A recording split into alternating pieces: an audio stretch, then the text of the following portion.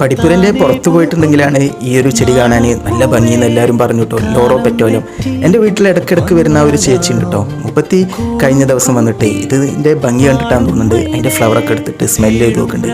അപ്പോൾ ഞാൻ പറഞ്ഞു അതിന് സ്മെല്ലൊന്നും ഉണ്ടാവില്ല. പക്ഷെ മുപ്പത്തി പറഞ്ഞു ഇതിൻ്റെ പൂവ് കാണാൻ പുറത്തുനിന്ന് നല്ല ഭംഗിയൊക്കെ ഉണ്ട് എന്ന് പറഞ്ഞു കേട്ടോ. പക്ഷേ എനിക്കത് പുറത്ത് പോയിട്ട് ആസ്വദിക്കാനോ അങ്ങനെയൊന്നും കഴിയില്ല. കാരണം നടക്കാൻ കുറച്ച് ബുദ്ധിമുട്ടുണ്ട്.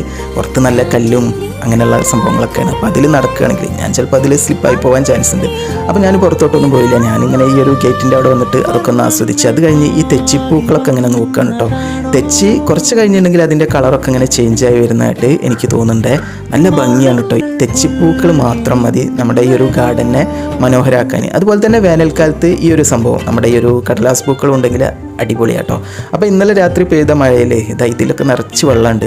ഈ ഒരു പ്രശ്നമാണ് കേട്ടോ. ഇടയ്ക്ക് ഇങ്ങനെ ഇതുപോലെ ഇടമഴ പെയ്തിട്ടുണ്ടെങ്കിൽ നമ്മൾ ഈ ഒരു കടലാസ് പൂക്കൾ പെട്ടെന്ന് നശിച്ചു പോകും. കുറച്ച് ദിവസമേ നിൽക്കുള്ളൂ കേട്ടോ. പെട്ടെന്ന് അതിൽ വെള്ളത്തുള്ളികളൊക്കെ വന്നിട്ട് അതിങ്ങനെ അഴുകി പോകാനായിട്ട് ചാൻസ് ഉണ്ട്. അതുപോലെ ഈ ഒരു റോസാപ്പൂ കണ്ടോ, എൻ്റെ അടുത്ത വീട്ടിലൊരു താത്ത തന്നാട്ടോ. ഇത് നല്ല ഭംഗിയായിട്ട് പെട്ടെന്ന് തന്നെ പൂട്ടിട്ടുണ്ട്. ഏകദേശം ഒരു മാസമേ ആയിട്ടുള്ളൂ കേട്ടോ ഇത് നട്ടിട്ട്.